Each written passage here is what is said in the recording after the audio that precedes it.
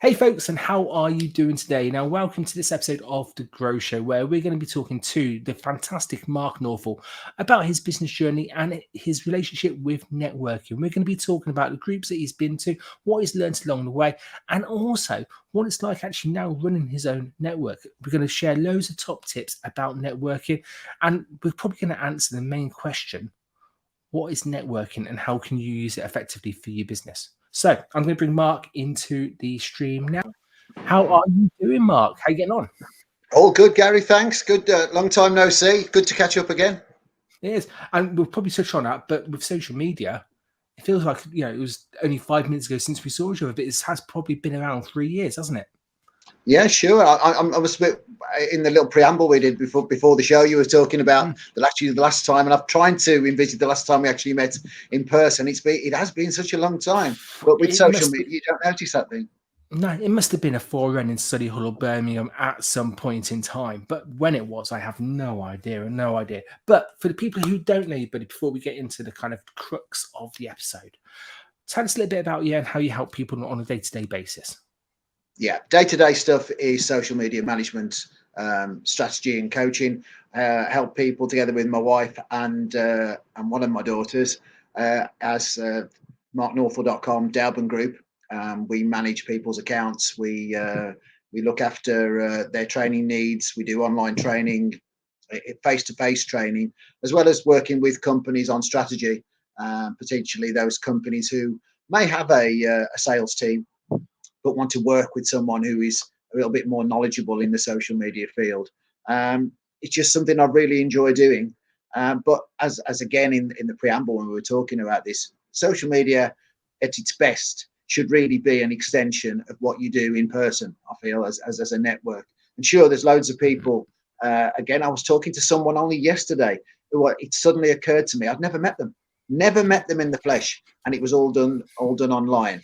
But I do believe that one of the biggest casualties we've had over recent years and things that have gone on is the face-to-face, pressing the flesh, people that you have lost contact with.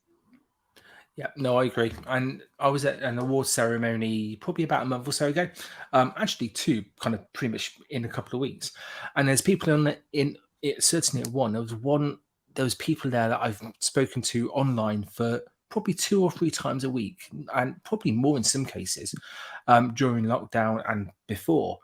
And then at this also, it was the first time I got to see them. It was really, really weird, really strange, but in such a nice, comforting way. It wasn't kind of it wasn't awkward at all. It was literally like meeting an old friend. And Yeah. it was so nice. It was really nice. So I agree with that. We have lost that kind of little bit. Can you see that coming back? Just get straight into it. Yeah, absolutely. I think face-to-face networking has to come back. My partner at Bab, we'll be talking about Bab probably been a little bit further on in the show, but my partner at Bab says she calls it the Muppet Show because basically what you've seen with all these people around, and I think it's almost unnatural. It's unnatural a little bit to have everything totally online, and I think people we are sentient beings. We are people that like to mingle to a degree. The herd mentality still rules, and I think that it will have to come back, and indeed it is coming back. And I think that's the nice thing about it, in the fact that you're there. I think what it has given us is a lot more respect for people. I think it's given us a lot more respect for their, if you like, their space. So you don't necessarily crowd people as much as you did. And I think we're back to the hugging and shaking of hands again. That's fine. But I still think people think more about, well, maybe this person's not ready to hug yet. Maybe this person's not ready to shake hands yet. We did a bit of elbow pumping as you did, and bumping and fist bumping. But I think we come to a point where we will get back to where we were before. Love it. And when you say kind of, how did you all get into networking? How long has it been since you started networking? And can you remember your first networking event? I can. I remember it like it was yesterday. I've told this tale so many times in other networking meetings when we've been, but I was actually working for an accountant, which was my role before I set up my own business. And there was myself and a senior person within the company who actually were going to a networking event. It was at a golf club. It was a regular networking event that people went. It was quite a what can I say? It was a little bit, old boys type network that I went to. And we'd been talking about what we were going to talk about during the day. I'd never been to a networking event before. And just an hour before we were due to go to the network, it was an evening meeting. The chap who was going with me, the senior person from the company, had a family emergency. He said, you don't mind going on your own, do you, tonight? And I thought, well, I can do that. I'm a big boy now, not a problem. He says, oh, and by the way, we're doing the 20-minute talk. I'd had no prep at all for it. I went into the room. It was a little bit like an old boys network. It was very clicky, a bit like an old boys network. I went in and I was the guy that was up against the wall of not talking to anybody. And when it came to the 20 minutes, I dried up after 10, and that was that. So it wasn't a great experience to start with my networking journey, if you like. But it's always a tale that I tell, because if people do feel that way, then they can make the most of it. And here I am, sort of 2,500 networking meetings later, extolling the virtues of networking. It is I built my business on it. It was. It put me off networking for a while, but then I realised that not all networks were the same. There were certain ones that I went to, and again, I'm not going to name names at this point, but ones that I went to, and I was made to feel like I was intruding almost. But I did discover For Networking, and For Networking changed my whole life when it comes to networking. This is when I started my own business. I knew that I needed to network. I was a couple of months in. Well, no, I wasn't even a couple of months in. It was in January 2011. I actually looked. I did just a straight Google search, and it was networking Sutton Coldfield, because that's where I was at the time. And did some great work by the people at For Networking. It was the first thing that came up. And I remember now walking into the venue there. I still remember the first two people that met me at that event. The one I still see because he lives locally to me.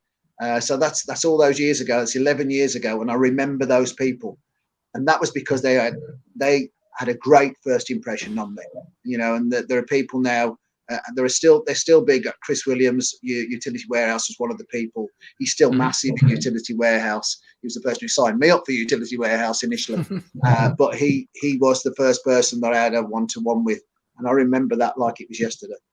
And I got on. I was on a team, because I am a bit of a team player.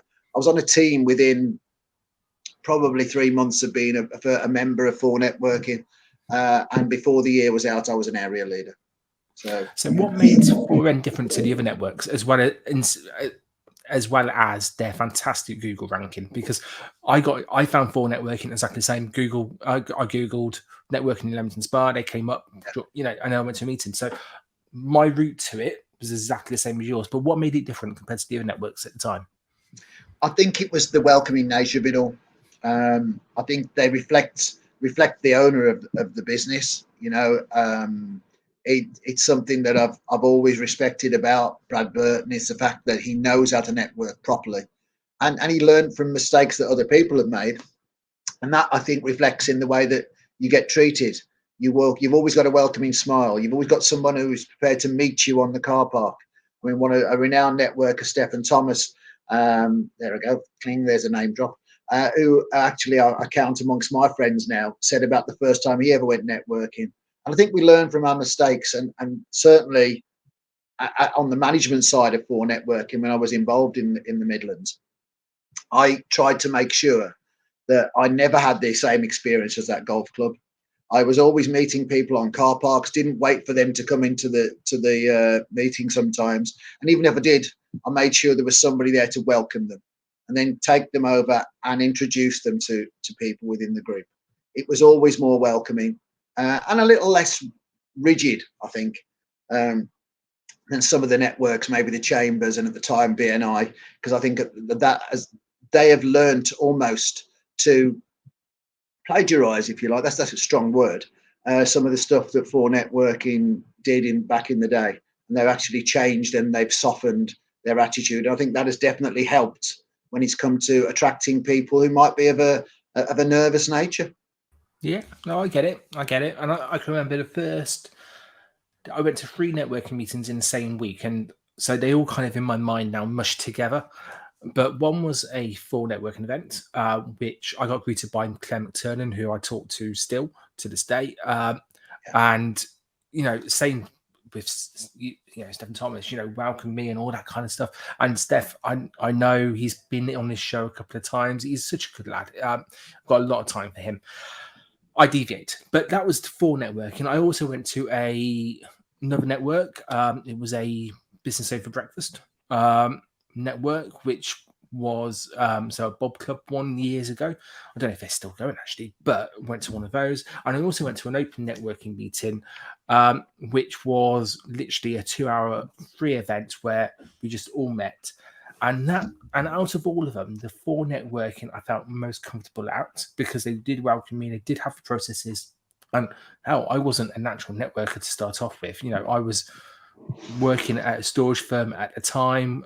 Looking back on it, I wasn't very passionate about it, which it probably came across a little bit, which which probably didn't really set it up. But I loved talking to people and I loved meeting new people. So for me, networking was all about expanding the network, meeting new people and seeing where I could give value. 4N had that same ethos. I loved that kind of way that they did that. This other networking was just open networking. There was no welcome. I was stuck in the corner. I knew one person there, so I stuck to them like a glue because that was the only person I knew out there. It was a completely different circumstances. Same venue as the 4N meeting. This is a crazy thing. Same venue, but it's a completely different feel to it. And as I wasn't part of the clique, I wasn't part of the group, it felt so awkward. Now, I'm so glad that I went to the 4N meeting before then because I experienced something different. But if that was my first experience of networking, it could have been completely different, my journey. Completely different. Yeah, I think you're right. I mean, that first experience is vitally important to people because you don't get that opportunity to make that first impression. That needs to be right. It needs to be it needs to be it's vital basically. That first impression when people come in, because if you give them a good impression, they will always want to come back. If you give them a really poor experience, and they're not going to come back to you. And I think that was actually, we built our whole network. I mean, you mentioned Claire McTurnan there. I was fortunate that when I was actually made regional leader for networking, Claire McTurnan was one of my area leaders, and Claire is a fantastic business leader. And I was so fortunate to have her as part of that. But I was lucky because I had probably 5 or 6 area leaders that allowed me to push out the 4N message.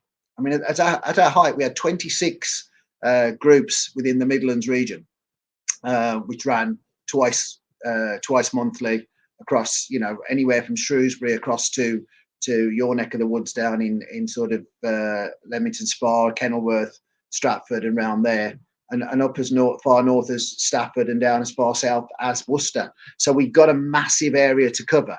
But you knew that what you were going to get with a 4 networking meeting was a solid meeting, that everybody knew their place. And it was literally a copy that if you, no matter whether you went to a meeting in Stafford or in Worcester or in Kenilworth or in Shrewsbury, you would get the same experience from people. Yeah, completely agree. And you mentioned talking about teams earlier, and you obviously alluded to it just then.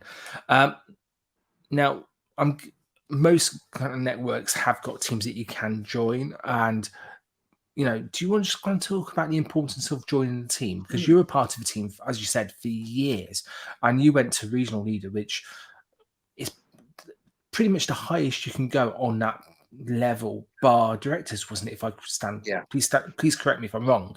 No, you're right. But tell us about the kind of the importance of being on the team for you and what you got out of it. Yeah, I think I started off as an operation, what I used to call an operations assistant. That was checking people in. If I'm absolutely honest with you, I didn't enjoy doing that. It was something that, just making sure that you got people booked in, you got the meal sorted out, etc., through the meeting.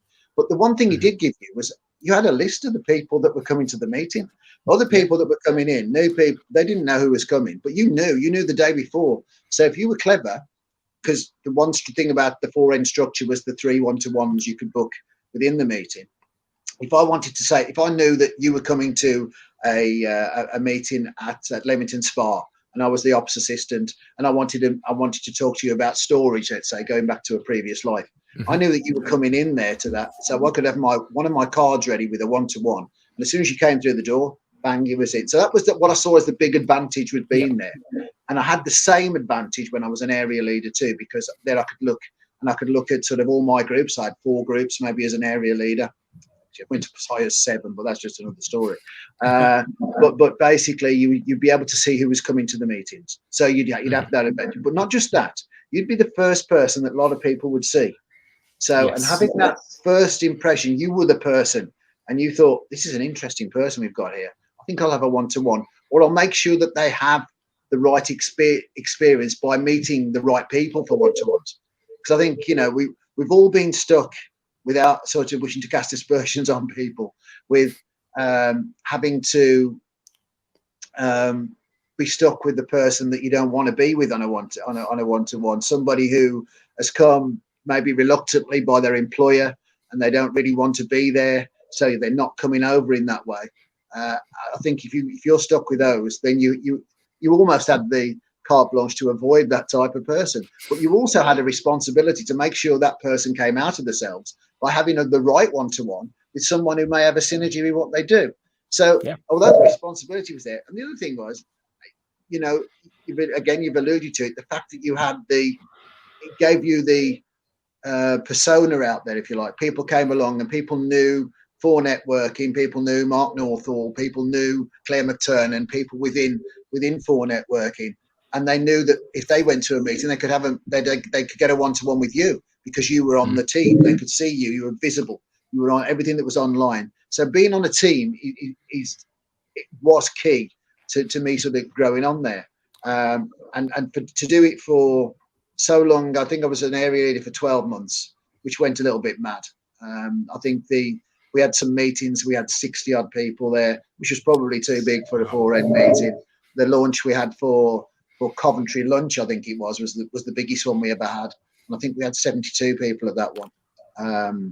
And that was, you can imagine trying to get 40 seconds out of 72 people. Well, the mathematics didn't work anyway. No. So we had all that problem. We had the pressure of having Brad Burton in the house as well, which didn't really make things any easier for us. But going back, there were golden days, and the golden days that I've taken forward now in sort of moving forward with what we're doing. It was a pity that we all had to go online when we did. I still remember, like yesterday, sitting at Birmingham breakfast, which was the time when we found out that COVID was about to hit, and that we were going to have to suspend everything. And I sat there with the people around that table, and we almost wept. It was almost that point that we come to the point where we knew that networking was going to have to take a back seat, and took a back seat for a couple of years. Although we were quick to switch online, and early adopters with online networking, I think it worked for them. But I think people did get tired of it. I agree. One thing I loved about the online networking was that I was able to expand my network, not geographically. Expand my network geographically, which was fantastic. So instead of going to local meetings, I was talking to people in Scotland, up in Shropshire, down in Kent, Somerset, loads of different people who I wouldn't normally talk to. So that was the benefit of me going online, was that kind of increasing my reach in terms of talking to people.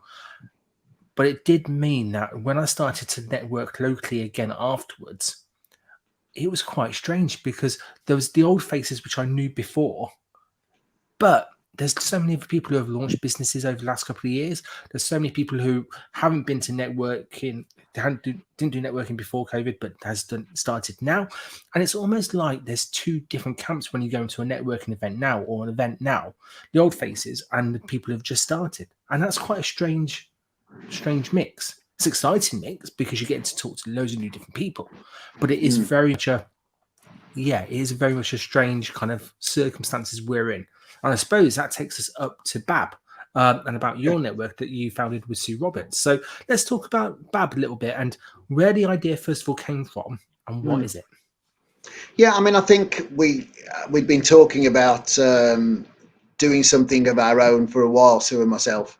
Um, After 4M was rumored to be coming back, but we didn't have the structure of that happening. So we basically sort of reached out to people, and there was enough support for people in our network to, yes, we want to come and we want to sit around a table again and break bread together.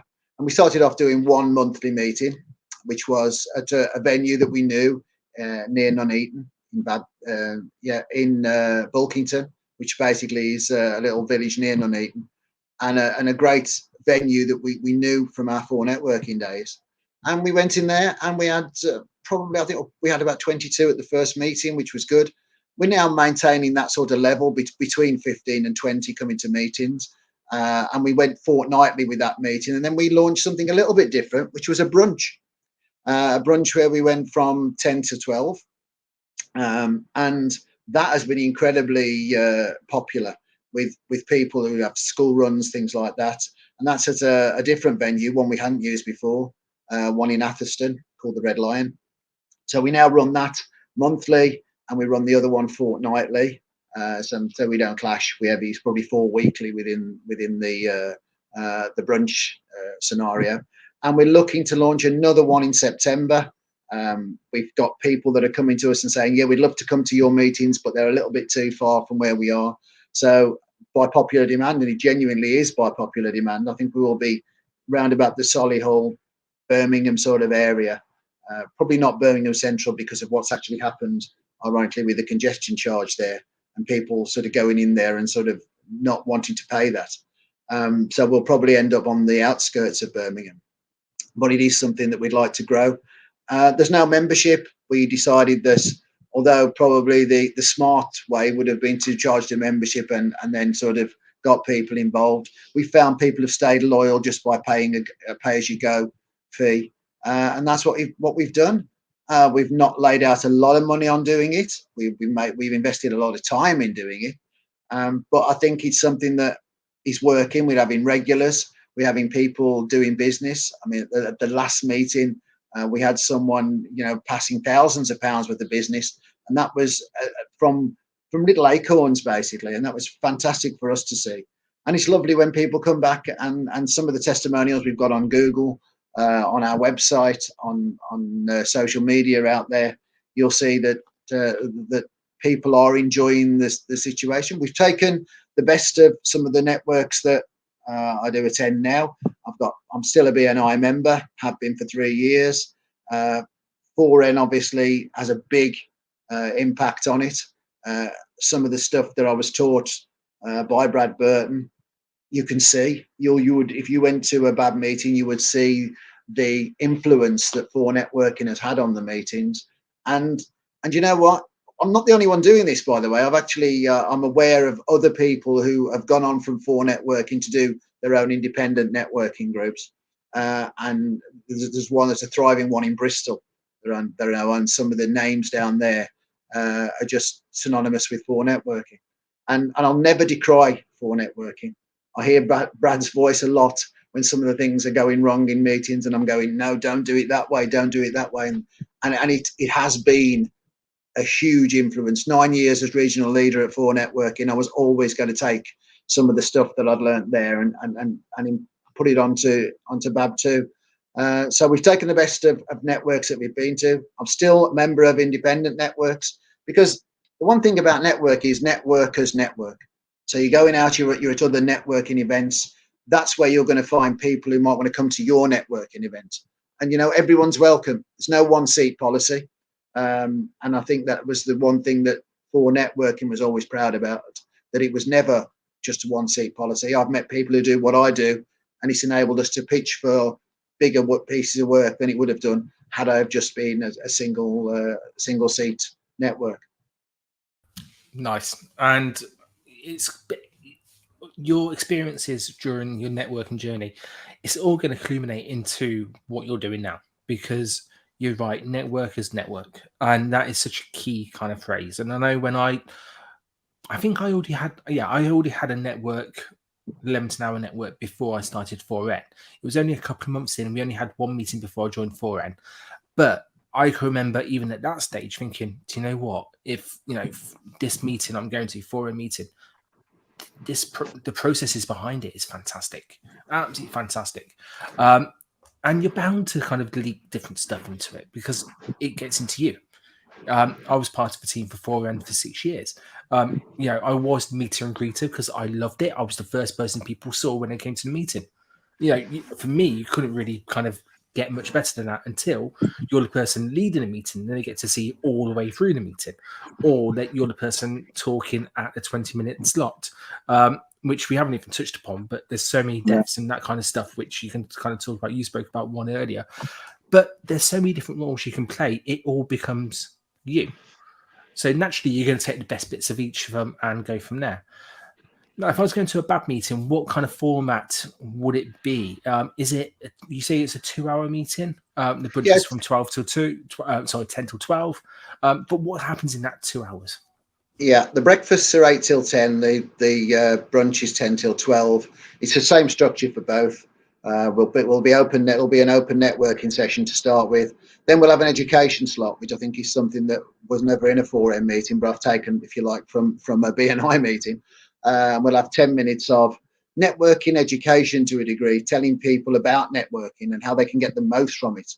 And it could even be about social networking. It's something to actually help them with their networking journey, which I found maybe something that we should have done a little bit more of at 4 Networking, if I'm honest. So that's been brought in. It's not as strict as a BNI networking slot, which is just education slot, which is just 3 minutes. It's a 10-minute.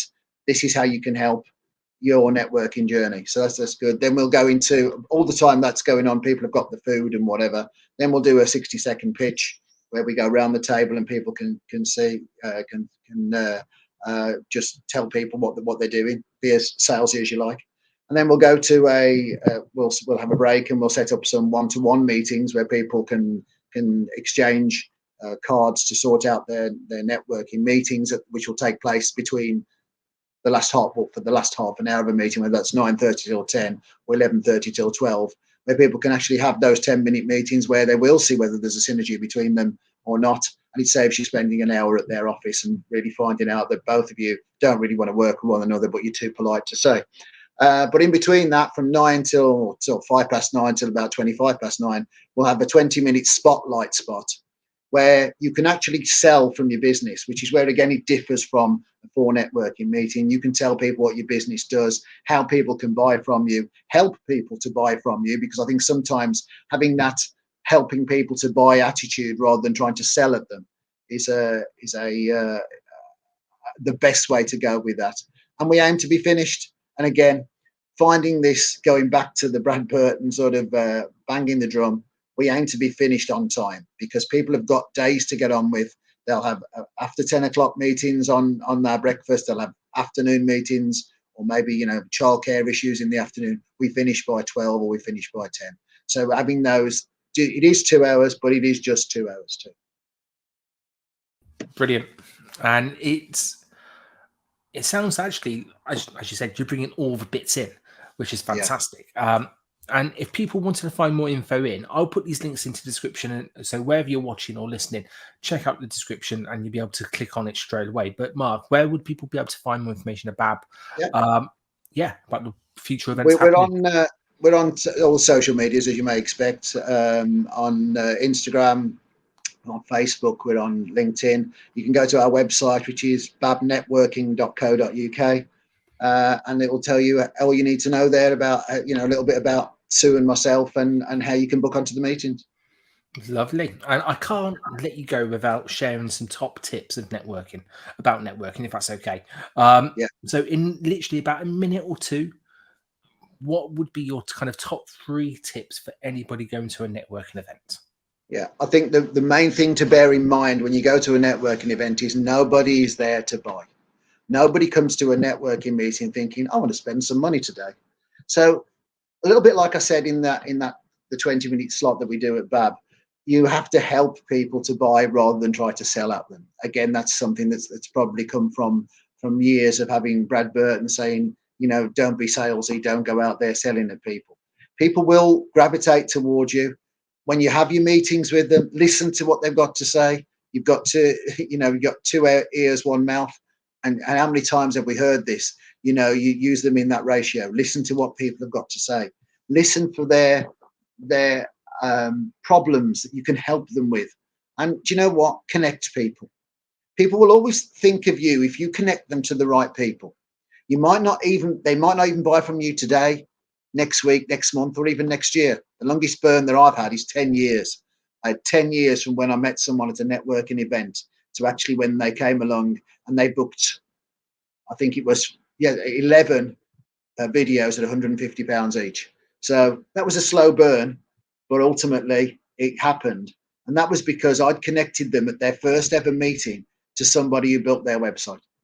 So it's been having a good address book, being prepared to open your address book for people and help people connect to people that they're going to find synergy with, they're going to find their problems solved by, rather than you trying to sell things down the throat. Nobody will ever, you can't beat somebody into submission when it comes to selling your stuff. You can furnish them with the facts, you can help them to buy, you can connect them to the right people.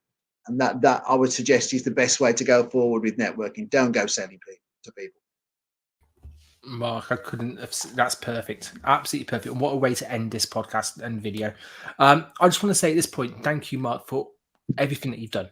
I've known you for probably 6 or 7 years, and you've supported not only me but also other people through the networking journey, through inviting me to speak at some of your events, you speaking at some of my events, and for me that means a lot. So thank you so much, and also thank you for spending your time today on this podcast and video as well. Really do appreciate your time. If people wanted to find more information about Mark, so we'll put links as well, but Mark as a social media, Mark, how can they throw out any links and that kind of stuff right now? Well, I always say to people, if they head for the website, marknorthall.com, nice and simple. All the links to the social medias are there. But really, if you just Google Mark Northall, you'll probably find everything you need to find there. How simple is that? You make it simple for your customers to find you. Funny enough, you'll be in the game for a long time. So, Mark, thank you so much for your time today. And also, thank you very much for everyone watching and listening. This has been The Grow Show with Mark Northall. If anything has kind of sparked your interest about networking, about BAB, about social media, anything that Mark's covered, please connect with him and please get in touch with him. But for the people who are watching in the Grow community, thank you very much as well. If you're not part of the Grow community and you're listening, just join us. Just join us. We'll do lives on here and you'll get them probably around 4 to 6 weeks before everybody else. So a bit of exclusive content for you. But that for me is about it. Mark, thank you again so much. We'll catch up soon in person, I'm sure. And for everyone watching, take care. Bye-bye.